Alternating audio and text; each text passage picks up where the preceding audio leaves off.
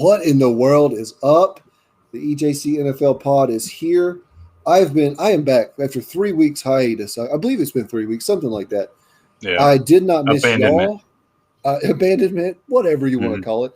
You should be used to that. No, well, that was way too dark. That was way too dark. Off the bat. Damn. Off the bat. Let me read. You know what, Cam? I'm sorry. It's great. I love it. What's going on, fellas? Cam, are you okay? I feel really. Good, I legitimately feel bad about that. Not really, but a little bit. It describes my life to a T. That's why I'm an emo kid. 32 years old and fucking still living the fucking sad boy emo life. Nice. What about you, Jay? So you living strong? I'm living stronger than these Phoenix Suns. Oh, get out of here, man. The Valley. Let's go. Let's go. You put up the double gun. He was fucking. I love it. Not nice at all. It was not nice at all. We got an awesome show. Fantasy advice for beginner. I guess we could just call it like fantasy advice because we're probably going to do some intermediate stuff, some advanced stuff as well. But this is more tailored towards redraft for people that are just kind of starting out with fantasy football, or maybe you've been into fantasy football for a really long time, like I had and Jason had. And I discovered Brad Evans, Brandon Funston's pod. And I was like, holy smokes, there's this whole different thing. So maybe we can kind of be a launching platform for you in that way. But before we get to that, we got our rumors, our news section here. You talking good? You talking good? It's your birthday, huh? You talking good? It's your birthday? Not in my house. You don't have birthdays around me. Yeah. You go get your ass whooped in jail if you got a birthday. That's exactly right. Jason, the first one I'm going to throw it to you because I don't really know how you feel about this guy. Kyle Pitts signed a $4 million year deal, a 4-year, $32.9 million fully guaranteed deal. That's the most fully guaranteed money for any tight end in the history of the NFL. What do you think about that? It's because he's not a tight end, or if he is, he's the beginning of something even better. You know. We saw it with Cam Newton. At one point, you got this like specimen comes in the league, and then it changes the way the position goes from that point on. And I mean, you could argue that guys came before Cam, but in my opinion, that's what it reminds me of. It was 6'6", right? 240. Yeah, he's huge. He's massive. And well, the biggest thing about you got to love the opportunity because this isn't just a tight end going in the first round, which typically we don't love, okay? We usually want to see them year two. But what I like about it is you got a guy who's more of a receiver than he is a tight end. He's definitely an evolution to the position. But he gets a coach who was a tight ends coach forever and who every offense he ever ran that I personally watched, had guys like Delaney Walker going off, guys like Jonnu Smith going off. That's what he's bringing to Atlanta. So, me personally, I think he's going to be the first tight end to come in and dominate year one, and I think it's going to open the floodgate for a different type of player. 100%. I just want to get to the comments real quick. What's up, Jay? Good morning to you as well. Hey, buddy. Good evening, whatever. And then Gladys the stash. I don't know. I just grew the stash out because I get bored. And then Shane, our boy, said, Shane, what's up, man? With the haircut. He's excited to hear from you, Shane. Oh, I love him. I miss Tran, Shane. that's kind of gross. Tran said he loves pits. I don't know what to tell you about that. That's disgusting. Like the pit of like a peach? I wish Tran would say dumbass. That. Not in here, just in general. Oh, in life. In life. No. I feel like I've learned too much about Tran in a week. 100%. I love him. 100%. He's an open book, and you can't ask for anything better than a friend. I love him. Do you have anything to add for Kyle Pitts, Cam? Nah, man. I'm excited to see him. This is going to be, I don't know.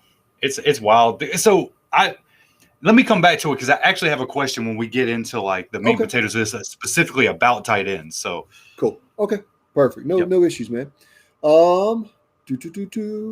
He hit us with Let's see here. Oh, dude, this one just made me laugh. So Kyler Murray is saying people are sleeping on AJ Green on the Cardinals in 2021. My man's been asleep since the end of 2018. All right. I don't want to hear this. He's not Smaug. He's not about to wake up and start throwing, gold coins and burning dwarves alive and stuff. Right. He's done. He had 104 targets last season. He caught 47 passes. Yeah. I don't care. Obviously, a better offense in Arizona, that's fine. But he has to compete against DeAndre Hopkins, freaking Christian Kirk, all these other guys, Chase Edmonds out of the backfield.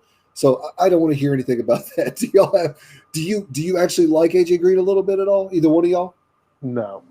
AJ Green. So this goes back to like 2018, right when I first got back into football, and he has not been a name. Like that's not somebody that's even been on. I mean, I know who he is. He hasn't been on my radar at all. So I don't think that's going to change. I personally hung on like 3 years too late. I mean, you saw me. You saw me.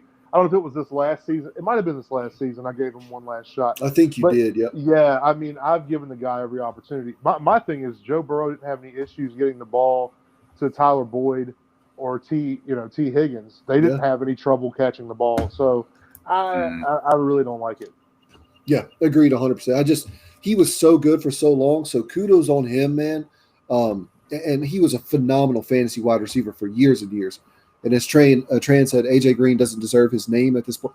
He needs to be nameless. Like we're going to steal his name from him. I like it, Tran. I fully support this. Let's get a petition going where he's just a nameless, faceless fucking person, like our champion in our league. Burn him. I know you don't watch this shit, but fuck you, dude. I just been real mad. I'm sorry for anybody who doesn't know the context. He's a fucking asshole, and somebody tag him in this. Yeah. Yeah, that's a warranted rant. We popping off tonight, fellas. We popping off tonight. So do y'all have anything else as far as the news front goes? Y'all good? Yeah. Oh, all right. Stop. Well, you know what? Yes. Stop hyping this AJ Brown thing. It's all nonsense. The guy's going to be okay. He's going to play. You see the knee surgery today. Still recovering or whatever. It's always. I love when it's like, this guy is. It's like this guy's recovering. Okay, well, we already knew he had the surgery. So how burn him. That's what's up. Burn him. That's very good. But I wish I would have thought of that. What is a thim? Burn them? Burnt him. Is he trying to say burn them? Burnt him. Wow. Burnt space him. Like I'm just joking. I know. I was trying to teach you stuff. You can't teach me anything. You are the master here. I am the what is it? The grasshopper. I almost said praying mantis. I was like, that's not how that goes. But Jason, you were talking about football. Yeah, go ahead. The point I'm trying to make is every year they do this to one guy. It's always at random. One guy goes and gets surgery. Everything's fine. Nothing to worry about. He's progressing. He's rehabbing. And they come on and they make that one little news feed run. And then the next thing you know, every show, oh my God, is he going to play this year? Is he going to play? Yeah. And you get it every damn year. And it's played out and it's tired. There's no reason to believe he's not going to play. I mean, the guy's still a top 10 wide receiver fantasy-wise. Stop this shit. And he played on 2 bum knees last season. He did okay. And now they're surgically fixed. But Gladys, Mississippi State, about to win first collegiate championship in any sport. I don't know what sport that is. I don't follow college. What is it? Tell us. No, I'm saying tell us. Oh, tell us. Yeah. Is it baseball? Is it baseball or something? I have no idea. But that's all right, awesome. So while we're waiting on that, Cam, I'm going to transition over to you. I'm going to allow you out of the grace of my soul and heart to. Oh God, he's drinking too. To host this next part of the segment. This is. Oh no, you take it over, man. I'm going to show. Yeah. So pretty much, Erik. So gracefully told me in a chat he'll never admit to it on here, but I did such a great job as a host on the last episode or whatever when he fucking glad. Can we put that up real quick? Yeah. That's awesome. Congratulations to Mississippi. That's awesome. One of the greatest quarterbacks in the NFL came from Mississippi State. So there you go. All right. So getting back to what I was talking about, Erik. Fucking we're gonna be doing we're gonna be doing a breakdown of tips and stuff for beginners or people that are don't deep dive into fantasy, I guess you could say. People like myself, honestly, somebody that got back into it a couple years ago and is still learning from these two awesome gentlemen. So we're gonna just go over some of the right off the top. I'm gonna we're going to shift it back and forth between the guys. Just some advice they got, some stuff that they might have been through, because when you're starting out, it's not too fun from somebody who started out. And then after that, we're going to throw in some questions that I have that I definitely had at the beginning, some that I still have now. We're just going to kind of break that down. So anybody that wants to know a little bit about fantasy, this is the show to check out this week. So especially you, Tran. Tran, you need to listen to everything that we're going to say. Yeah, because Tran, I mean, honestly, so just a little bit of insight, not blowing smoke up these guys' asses. I know Jason, really talked to Tran and gave him some advice and stuff on, they were going back and forth and everything. And Tran went from literally shit in our first year, and like his team is looking pretty damn good, as me and Erik done a deep dive into all the teams last night.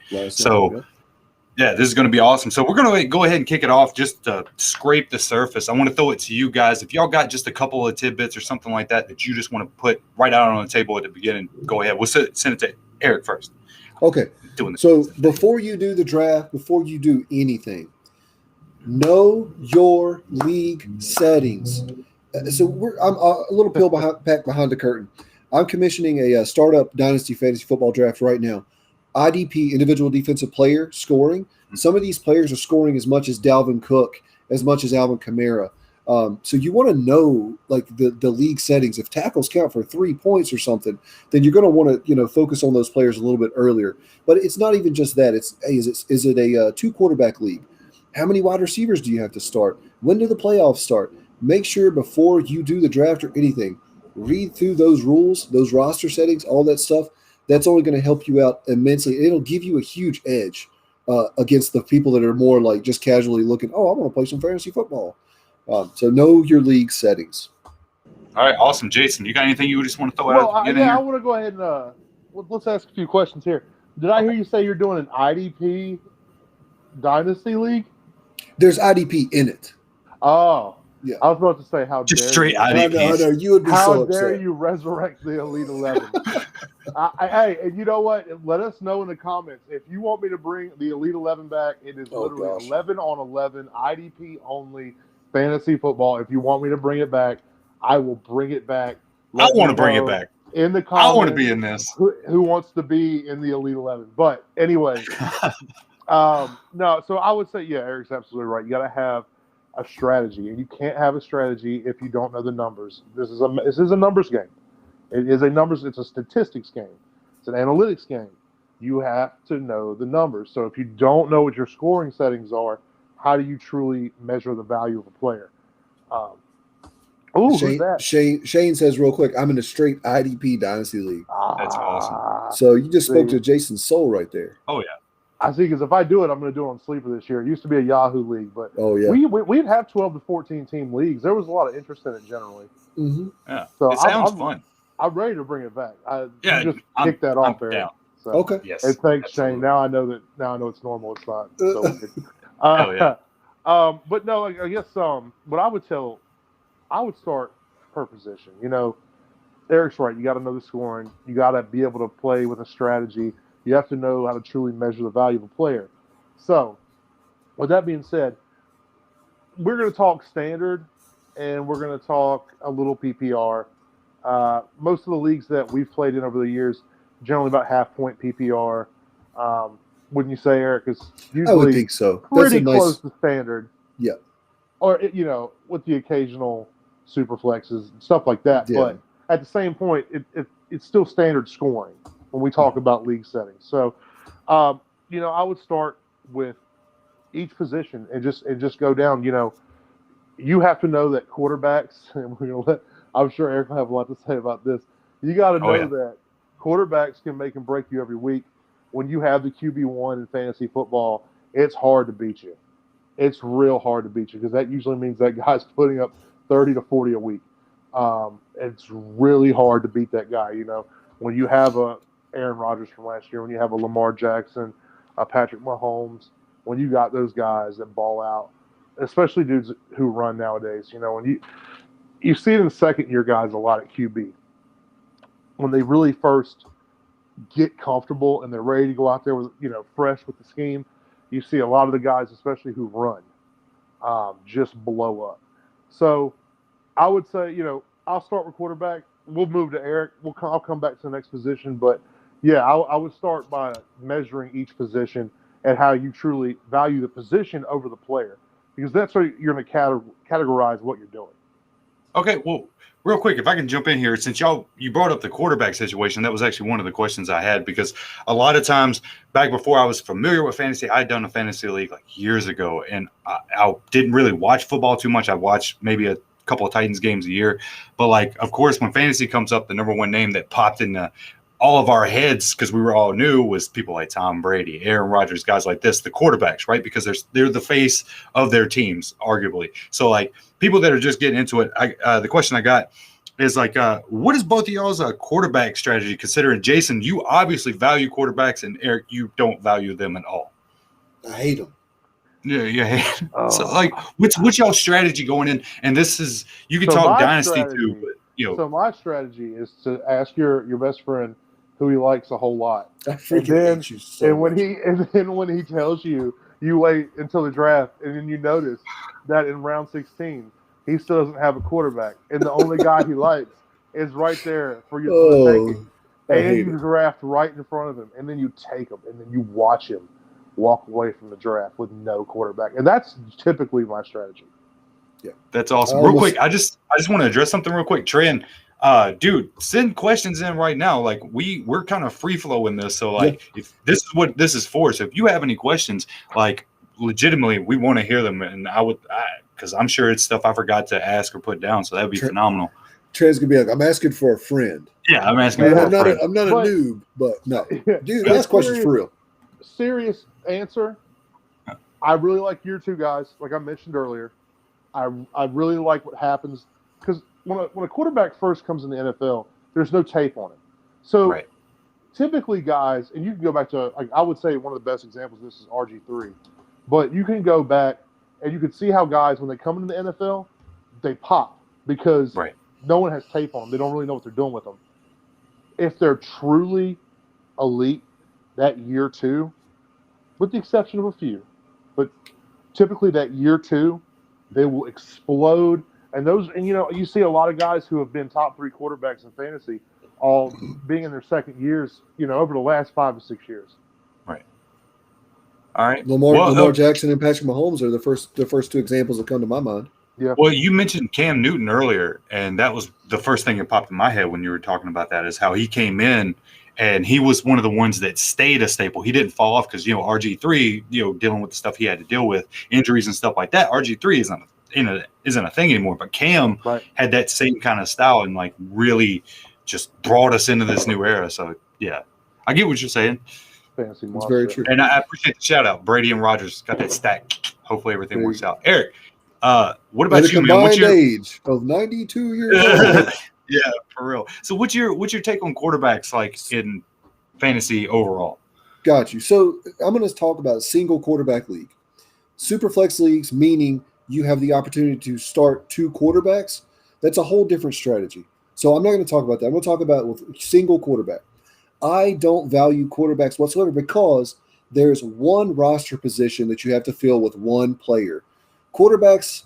So, yes, Jason, you are right. There's top guys like, let's say, Patrick Mahomes' MVP year, Lamar Jackson's MVP year. Those are difference makers. But then if you look at, let's say, quarterback 2 through quarterback – so let's say – I'm sorry, let me not dumb it down, but let me break it down a little bit.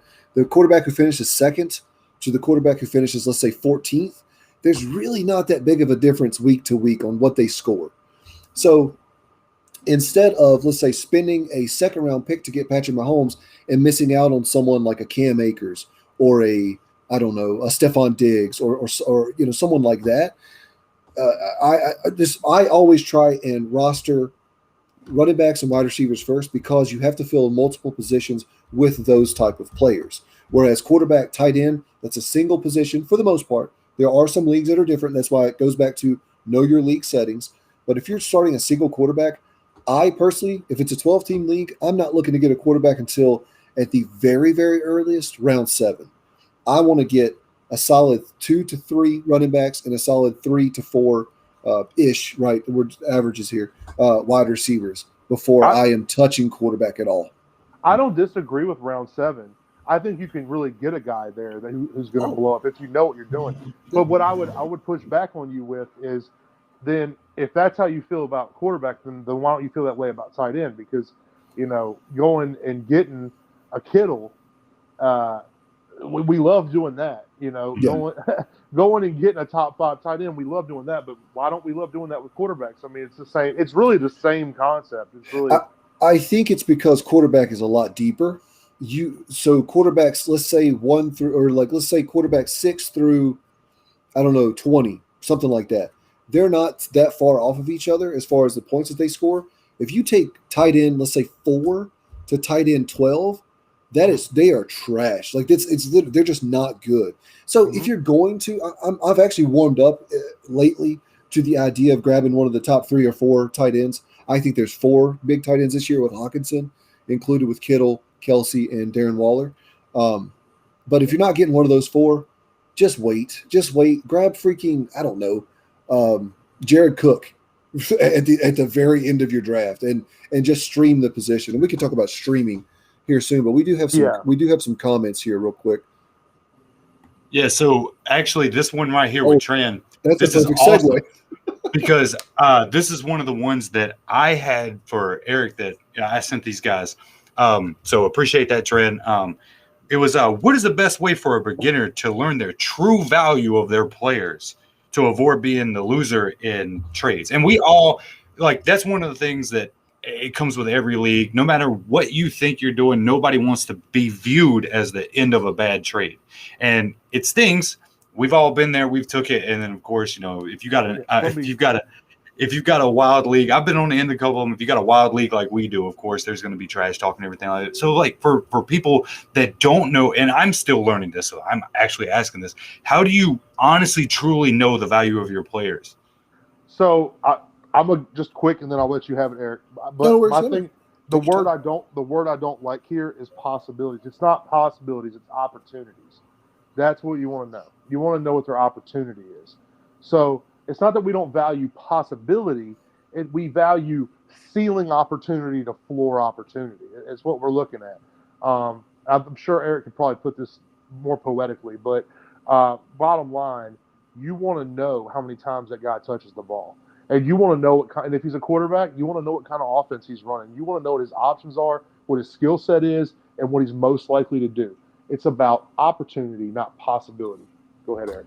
Absolutely. So this kind of is a segue to one of my points. It was like my last point for just tips and tricks. Process over results. I don't care what a player did last year, because situations change. And it kind of leads me to my other one. Context matters as well. You have to know the situation. Just because let's say Adrian Peterson, right? Like, Jesus Christ, he's been the man. Well, he was the man, let's say 5 years ago or something, for forever. But at the end of the day, the wheels start to fall off. There's too much tread on the tires. So as far as how to value your particular players, the best way I've found to do it is get a trade calculator. That at least gives you kind of a baseline and a guideline of where to go. Now, if I'm trading with you, have to know your people you're trading with too. If I'm trading with Jason, because he and I have been playing at least together since 2009. At least, maybe a little bit before that, but I think it was 09. Yeah. With Jay, who's commenting here. I know I'm going to have to give him more perceived value. So I'm going to have to trade him more than I think is appropriate if I really like a player on his team, because I know he values his players very, very, very highly. Now, someone like me, I don't get invested. Like, I'm a Cowboys fan. Obviously, I have Zeke and CeeDee Lamb on my main dynasty league. If the right trade comes about, I'm trading both of them. No problem, no qualms, no nothing. But value is very subjective. That's the one thing that players that new, even the most veteran fantasy football players need to remember is value subjective. Just because a trade calculator says Tyreek Hill's worth 68 points, if the other person's like, dude, that's my guy, then you're going to have to give this, and you really, really want him, you're going to have to give more than you think is appropriate. And if you think somebody values them too highly, then don't trade with them. It's that simple. The trade itself. Go ahead. I'm sorry, man. I was just saying, you once gave me 3 first-round picks for Ezekiel Elliott. I love it. I gave you Darius Guice. I gave you a 2020 first round and a 2021 first rounder, and you know that's true. It was 3. We were all there. We saw it. It was 3 first. So And it's I funny hate it because so much. I like how good this is flowing because it's literally something you and Jason both hit on. Brings me back to the third question. Let's go ahead and hit up Jay real quick. Let's do Jay's real quick. Yeah. Touch on draft stats. I'm assuming strategies. Oh, strategies. Okay, Strat, explain yeah. tiers. Yeah, that's a great question. I got nothing for this one. You guys, y'all take it. Jason, you want to take this one first, or would you like me to? I have something to say on it. Okay, you go for it because I have a different way of looking at it. No, he's gonna yell at you relentlessly when he disagrees with you. That's fine. I like it. That's what we do here. Exactly. So explain tiers. So tiers are, you can look at let's say the running back rankings 1 through 12, right? You got Christian McCaffrey, let's say Dalvin Cook, Derrick Henry, Alvin Kamara, something like that. That to me would be like the top tier of guy. You want to get either you want to be in kind of you want to get a player from a particular tier, because rankings can be cool or whatever, but it really, really helps when you're looking at cross-positional things. So let's say you have 2 running backs left in tier 3, and you have 1 wide receiver left in tier 2. You might want to that kind of gives you an idea of how to value a player, a position versus another position, right? Roster construction is really important in that as well. But as far as what Jay's talking about, as far as drop-offs go, a typical league, you're going to start, 3 wide receivers and 2 running backs. There are only so many running backs to go around. They dry up. That position dries up incredibly fast.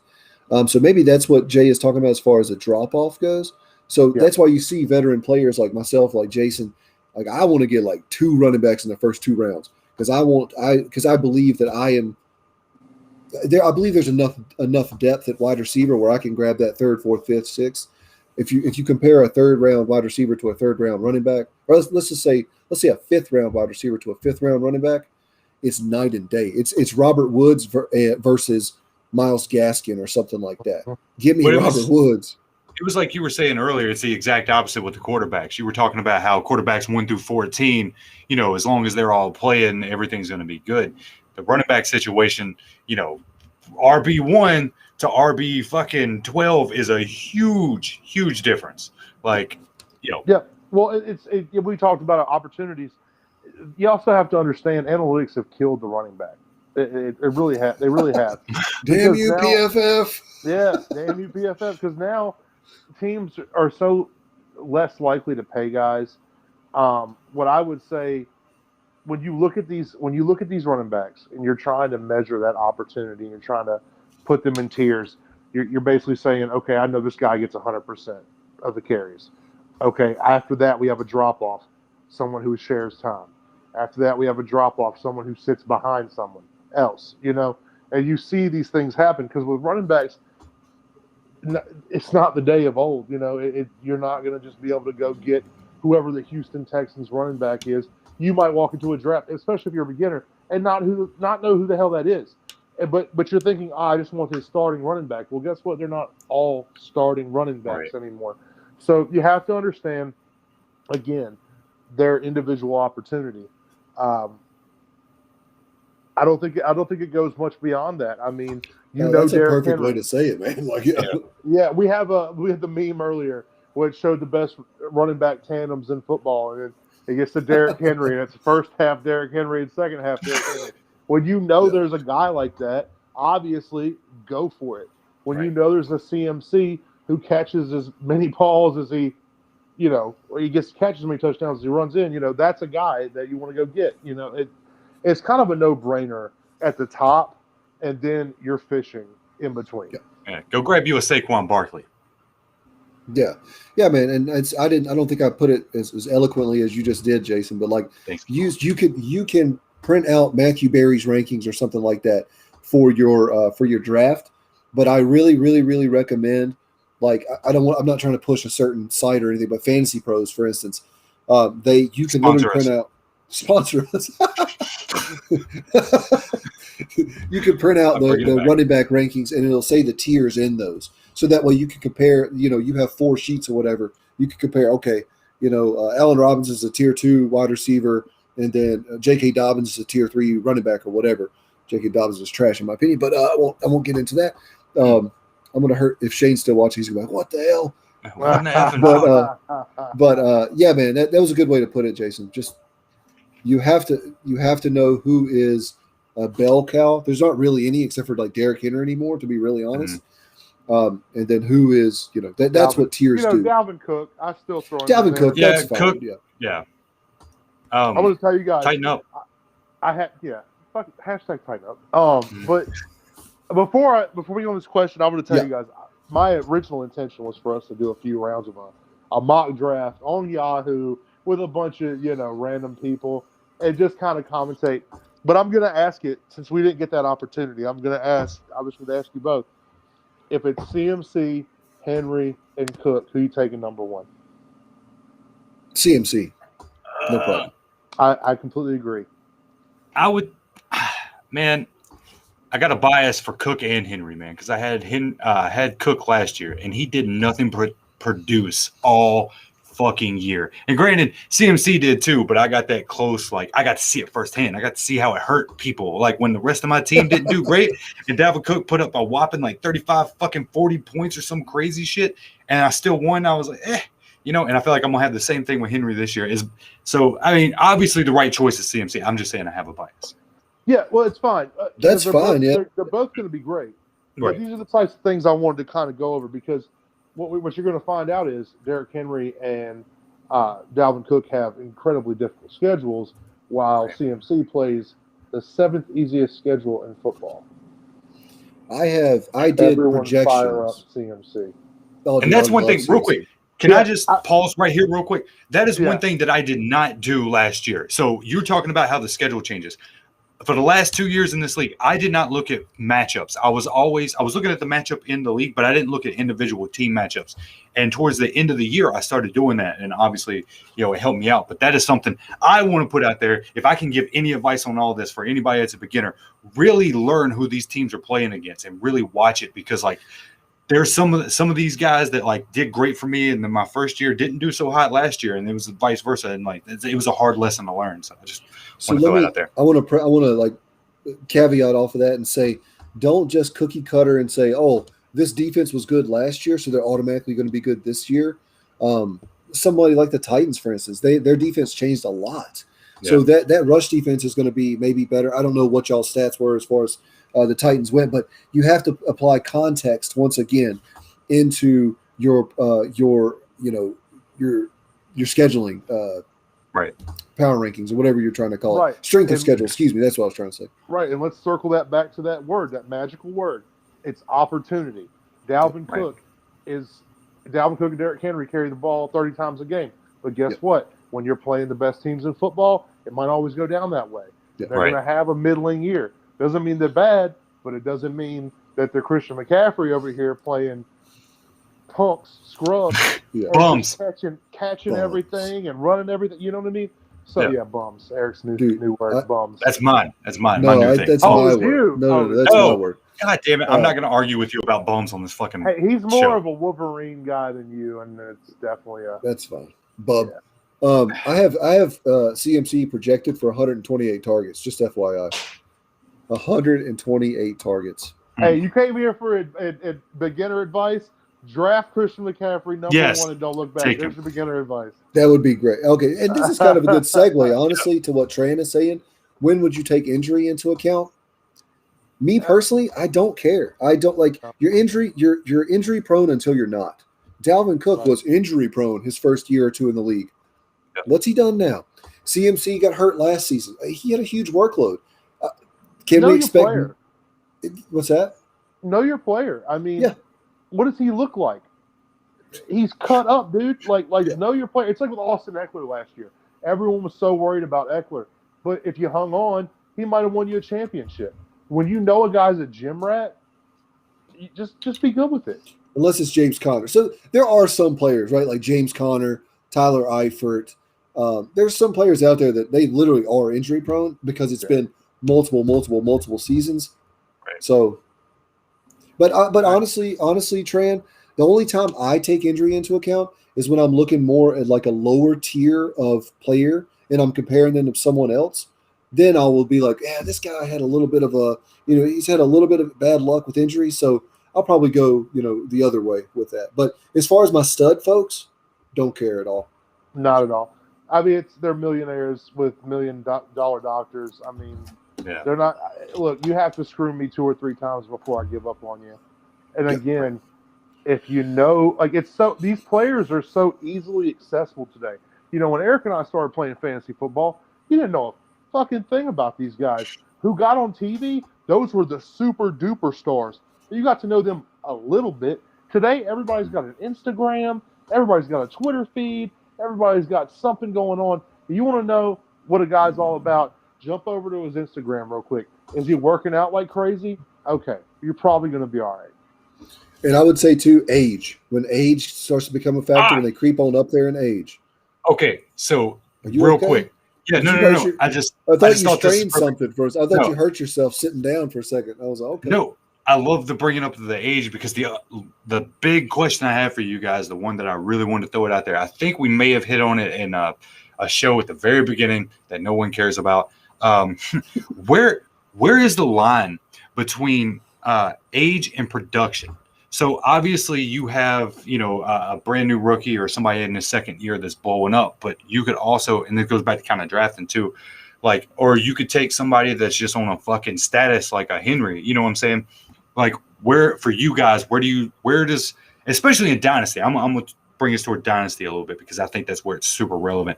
Where do you really start taking oh, my phone buzzed, taking the age versus how much they're actually giving you at that time? Where do you take that in consideration? You want me to jump in? Go ahead. Go for it, man. Go. All right. So I don't worry about age until they turn 28. That's considered the prime of your career. All right. From there, you generally know. We knew Frank Gore was never going to slow down. We knew Adrian Peterson was freakish. We knew a lot of these guys. You could tell. You can cut the men from the boys. You can see who's a true Hall of Famer and who's not. They just show it by then. By the time they reach 30, you can be pretty confident about who you're looking at. This goes back to Erik and I have an age-old argument about Arian Foster. I hate him because I feel like he didn't even make it to his prime. But, Erik will defend him all day long. And we could do this on another show. We're not going to do this right now. But I just felt my blood pressure. My blood pressure rose a little bit. Go ahead. My point is, you can see certain players. I never doubted Adrian Peterson. Not when when Washington ripped his leg backwards, which we never forgot Washington. That was dirty as hell. I don't even know who did it, but I saw the film. We seen dirty as fuck. And then secondly, he got taken away from football for a year because of some outside things. But we knew. No one ever doubted him. I honestly can't find too many people still, doubting him today. I think I don't know if he's in Detroit still or where he's at, but yeah, let me know. He's somewhere lurking. Yeah, wherever AP may be, that guy can still carry the rock. And so, I don't know, man. I think wherever AP may be, that is my new favorite thing. I feel like an idiot for not even saying the name Tom Brady until just now. Yeah. You can typically tell. The GOATs stand out, man. So just be calm, be cool. 28 hits, be excited because you should get some really great year out of them then. As long as everything else is good with their situation, because obviously age is only as good as, again, their opportunity in the offense they play in. Okay, so if they play in a shitty offense and they turn 28 and you know them to be a great athlete, you can't hold it against them. But as long as we're dealing with a player in a good situation who has plenty of opportunity, rock it till 30, you'll know by then. Yeah. So I disagree. Okay. The reason being is because the guys you mentioned are exceptions to the rule. The rule is exactly, but I'm not. But if people aren't drafting GOATs in every single round of their fantasy draft, So to me, once a running back gets to about 26, and we're talking dynasty, right? Yeah. So once they're about 26, I'm ready to say deuces. It's literally statistically proven that the vast majority of running backs start to die off after 26. Derrick Henry's a little bit different, right? He's a freaking monster. Adrian Peterson. Right, he is. little bit different. But let's say LaShawn McCoy. He was pretty damn good, wasn't he, Jason? Yeah. And then he got all that opportunity up in Buffalo. I think he started getting a little bit of nagging injuries as well. But I'm just saying, really great players still at a certain age break down, unless you're Frank Gore, and then he will be running the ball far after we have passed from this earth. But he'll be running from the sands of time. Exactly. And as far as for wide receivers go, I think Jason's right on that one, about 30, about 29 or 30. And then I would say probably about 29 is where I'm looking to try and trade them because they still have some value at that point, or at least perceived value. But we're talking about where the line, the age line is. If I'm drafting, I don't care too much. I want to win a championship that year, whether it's dynasty or whether it's redraft. I don't want my entire team, if I'm playing dynasty, to be I don't want my receiving core to be Adam Thielen, whoever, Antonio Brown, these 30-plus-year-old folks, whether they are really good or not. But as far as age goes, the place that it really matters to me is running back. As far as the rest of the positions go, quarterbacks are playing. I mean, Brady has shown you can play till you're 40-something now. Aaron Rodgers is like, 37, 38? Yeah, I don't think he plans on going anywhere anytime. So he's going to lose a year probably. So I would think we're going to see him well into his 40s as well. I think so as well. And I think he's on record saying he wants to play until he's at least 40. At least 40, I think 45, 42, whatever it was. But so it's really, for me, the running back position. So in Dynasty, just a piece of advice for me, build your team around young, talented wide receivers around the age of 25 to 27. Try and get younger running backs. Younger running backs are the ones that produce. There's something like the top 12 last year. I think half of them were either year one or year two players. You got Alvin Kamara, Dalvin Cook, these other guys in there, of course, as well. But they're still, all of those guys are under the age. Besides, I think Henry was 26 last year, something like that. But he really didn't play much his first 2 years in the league. So, once again, context matters. But for me, running back, just keep an eye on that age, especially in Dynasty. And you know what? I want to go back to what I said because you're right. I wasn't clear enough. When I say, hold on to a guy until he's 28 to 30, obviously hold on to him if he's performing well. Don't hold on to him if he's not doing well. You know what I mean? So, but to kind of go with what Erik just said, you got to understand with running backs now, GMs don't want to give them giant contracts. The analytics have ruined their profession. And so and Erik and I have had these conversations for about 2-3 years now.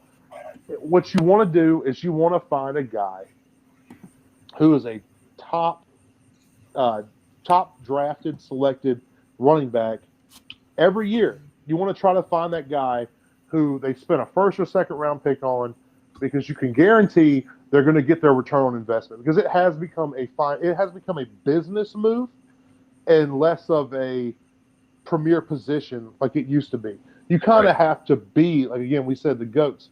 You got to be on that level to earn those opportunities. Otherwise, we want to look at it as a business move and say, I drafted Miles Sanders, or I'm going to use Miles Sanders as an example. Sure. Yeah. He got drafted 2 years ago. This is his third year. I'm Nick Sirianni. I'm coming in. I'm not sure who the GM is off the top of my head, but he just drafted a running back that fits Sirianni's offense. Guy that catches the ball well in the backfield. He just came from a situation where you had JT, Jonathan Taylor, and Nyheim Hines. You can see the potential in Miles Sanders. Again, it's his third year. Okay, so what are we going to do? We're going to run him into the ground. We're going to find out what we have real quick. And if he sucks, he's going to lose his job fast. If he's efficient, you're going to sit back and reap the rewards of that from drafting him. So there again, it's opportunity. It's looking at the situation from a business standpoint and not so much just, look at Jacksonville. You would have thought last year they had their guy. All of a sudden, they didn't have their guy. There's business going on here.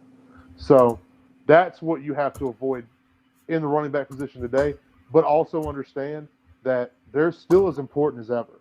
They didn't lose their fantasy relevance or importance. And that's why you have to play this complicated, diluted game.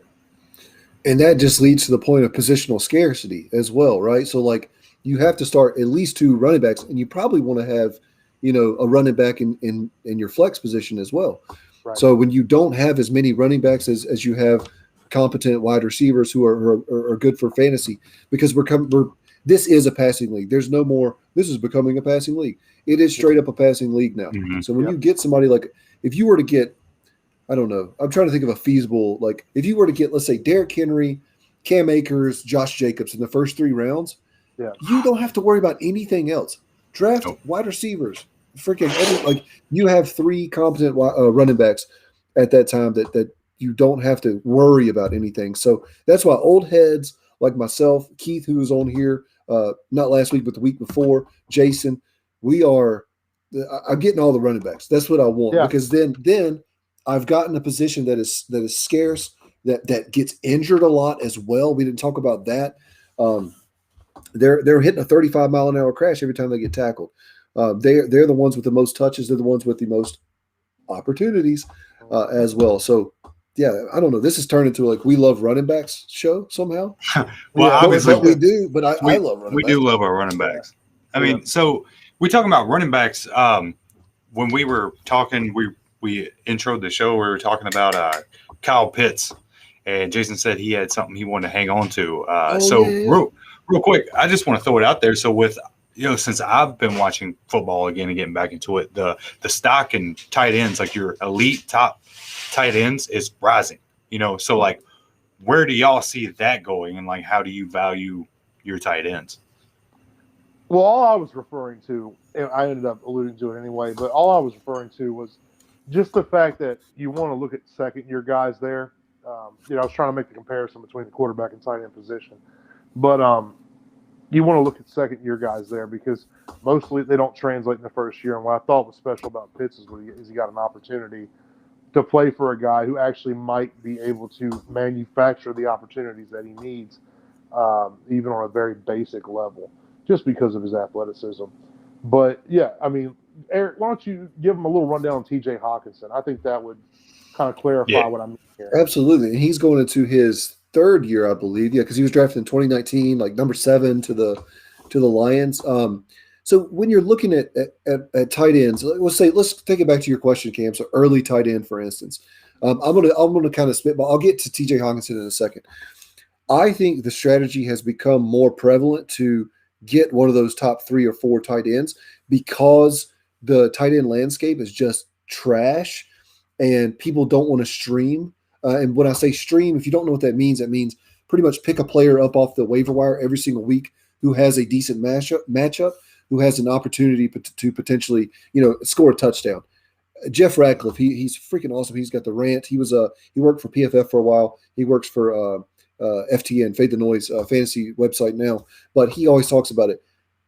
If your tight end catches a touchdown, there you go. You got a top 12 tight end on the week. That's literally all you want with tight end. So to me, man, I've always been a streaming tight end person because I didn't have that many leagues and I could pay a lot of attention to the league in the midst of the season.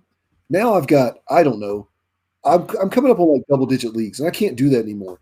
So I'm leaning more towards the strategy of saying, hey, man, if Travis Kelce's there, if I've got like, let's say I'm picking 11th and Travis Kelce's there on my second goal in the second round at the 202, I'm picking him. Like there's no if, and, or buts about it. So that being said, that's just another kind of positional scarcity, but like it's more of a quality positional scarcity. Whereas you probably have a solid 15 running backs that could start, could be your number 1 running back. Yeah. Depends on how you go with the rest of your team. You've got maybe 4 tight ends that are worth a shit at all, that are kind of like an auto start for you. Now to T.J. Hawkinson's thing, when you're looking at a breakout tight end, like a young 3rd-year breakout tight end, you got a couple things going for you. That defense in Detroit is freaking terrible. They're going to have to throw the ball a lot to catch up in games. They're going to be playing against the Vikings, the Packers, and the Bears, and I think the Bears are actually a pretty decent team. They're playing them, that's 6 games out of the season.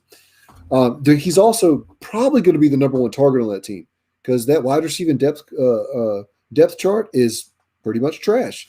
So you look for opportunity, as Jason's been pounding into the table this whole thing, this whole show. And it's really, we could have just named the show, "Who Gets Opportunity? Start them in your fan. Who draft them and start them. Take all the opportunities. Take them all. But as far as Hockenson goes, that's what I like to see in that. And his average draft position, his ADP, he's going, I think, as a tight end 5 or 6 right now. And for me personally, I've got him ranked at 4, behind Kelsey, Waller, Kittle. So, gotcha. I know you love TJ Hockenson, Jason. Y'all have the same beard. I think that's what it is. You're the same height. So full disclosure, I had him and Darren Waller, and I made a trade for a first-round pick and a second-round pick. Oh yeah, that's right. And I got rid of Hockenson. Man, I loved him when he came in. I was calling him Baby Gronk, and that was me. Yeah, that was me learning the hard way. Like, hey, man, year one, it doesn't matter how good they were in college. It's just not going to happen for you. I thought he would be the guy to break the mold. Didn't happen, but I love seeing all the hype for him this year. I wish I still had him on my team, but oh well. About to do a couple drafts. We'll make sure we add him somewhere. I like it. So we're coming up on our time here. So I asked all my questions I wanted to get out there. I think for the majority, we pretty much went over everything we wanted to hit on. Is there any save rounds you guys have? Anything that you want to throw out there? Just a little tidbits or anything like that, just to give to everybody? I've got 2 things. Okay. I'll make them super short and simple. Number 1, the draft, right? Everybody gets – I mean, it is the most exciting part besides winning the championship. It's so much – yes, it's so much fun. Don't go in there and say – I know I've said it a couple times. Make sure you get a running back and a running back. If the board is falling to you in a favorable manner to where, like, let's say you got the 12th pick or something, and there's been 11 running backs taken, don't take the 12th running back just because he's there. Get freaking Tyreek Hill and get like Stephon Diggs or something. Take value where it comes. Make sure that the fantasy footballers always say, stay water. It's actually a Bruce Lee quote. So I can say that if I want. I'm not copywriting infringing anybody. You're saying you're like Bruce Lee, so you can say it. I love Bruce Lee. No, I'm not going to say it like you. We'll get canceled real quick. Never mind. Jason, I'm going to go to you real quick. Hey, look, I think sometimes it's a lot like Monopoly, all right? There went Eric. Understand. You guys are killing me. I completely lost it. No, run me back. What were we talking about? You guys are sorry. I got it now. My bad. So, okay. Sorry. So I was just saying, make sure you stay water during your drafts. Take value where it comes to you. Don't get married to a particular strategy and say, I have to have 3 running backs in the first 3 rounds, or I'm going to freak out and lose my draft. You can't lose your league at the draft. And that's all I have to say about that part. I'm sure Jason will add on to it. Okay. And then number 2, pay the hell attention during the season. Pay attention. James Robinson, undrafted last season, ended up as the RB7. A.J. Brown, undrafted in 2019, ended up as like the wide receiver 15 or something like that. You can pick up gems throughout the year off the waiver wire. Just pay attention. Please, for the love of God, there's nothing worse than being in a league with somebody who is just like, maybe they drafted really well or something, and then, I'm busy. Dude, don't get in a league if you're going to be busy during the season. You don't have to be married to your phone or like anything like that, but just check your waiver wire on Tuesday. It's that simple. Just pay attention, read a couple of news reports, watch our podcast, and listen to our podcast. We'll be talking about it during the we'll be talking about it for sure during the season. So that's the only last 2 things I had to say. So to clarify what I meant, because I got it back immediately after that. All right, so look. You do have to play it like it's Monopoly. You do have to play real estate. Okay? So like Eric said, if there's 11 running backs off the board, don't take RB12 at 12 just because. Play it like it's real estate. Okay, they got all the good running backs. Well, I'm going to go ahead and hoard these good receivers. I'll tell you one thing I always do. Eric hates this, but something that I've done in every league since God knows when people aren't taking quarterbacks, when people aren't respecting quarterbacks, and you've got a good fill out of your team and you're looking good, if you can get a guy, and I won't say Tom Brady this year, but last year would have been a great example. I mean, so let's say you got Patrick Mahomes, then you're in your draft and you see Tom Brady's just hanging out. If you can get a guy you can play real estate with later, do it. Do it. Don't let the fact that everyone has sucked up all the players you perceive to be ultra talented stop you from making good moves, because you can make trades, you can wheel and deal, you can find a way later. I will say though, don't draft players just for like the sole purpose of making trades, because whether it does work out for you a lot of times, Jason, I will say that, but that's a specific strategy that you've had success with. Yeah, I would just kind of counter that. It depends on what your league thinks about you. Nobody trades with me anymore because they hate me, I guess. Cam has got was that a fart over there, Cam? It was a car. Fart. I muted my mic. No, I'm just playing. I'm just picking at you. Fart. I have incredible parts. It had an incredible crescendo on it. I tried to hit the mute button. As soon as I heard that motherfucker start up, I was like, "Shit!" Oh, you're good, man. I hit the N instead of Yeah. So again, you want to make sure you're doing well in the draft if you're going to do this. So you need to make sure you're already killing it.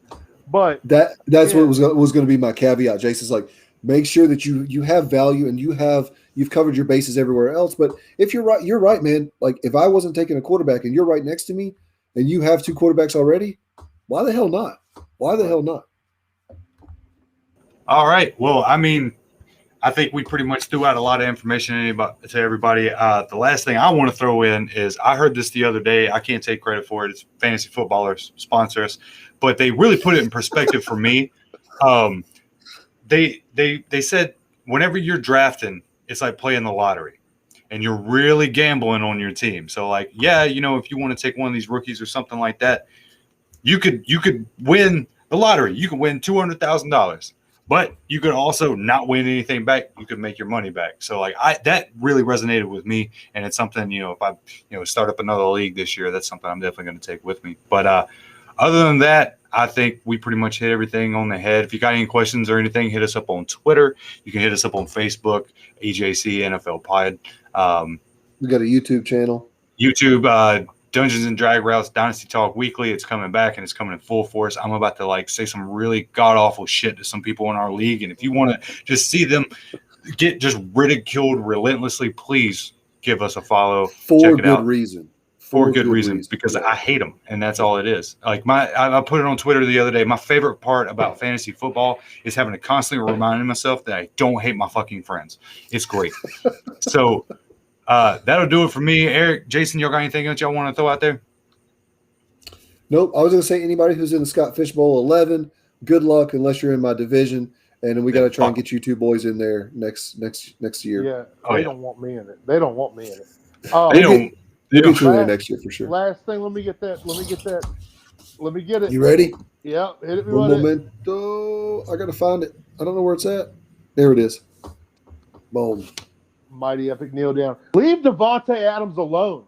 God damn it. Yes. Stop talking shit to the man just because he wants to still play for the Green Bay Packers. He's not Aaron Rodgers. He's not on all the goddamn talk shows and doing stupid shit. Leave him the fuck alone. End of kneel down. Didn't you see him saying he would like to play with Derek Carr? Oh my God. I saw him saying a lot of positive things and getting shit on for every fucking one of them. I didn't hear any bitching. I didn't hear any fuck Green Bay yeah, okay, you want to play with Derek Carr. He used to play with Derek Carr. They're friends. Yeah. Leave him alone. He's a great guy. Yeah, he's the next Fitzgerald. He deserves all the respect, you motherfuckers. Yeah. Make me mad as hell. All right. Pissing me the fuck off. Yeah. All right. Well, thank you, Jason, for the epic kneel down. Thank you, Eric, for letting me take over the hosting duties this week. I promise I'll give it back to you next week. I'm just going full force with it this week, man. This is so fun. So, thank everybody for tuning in. As always, we love y'all, and we're out. Tran, put a finger in. See y'all. Oh.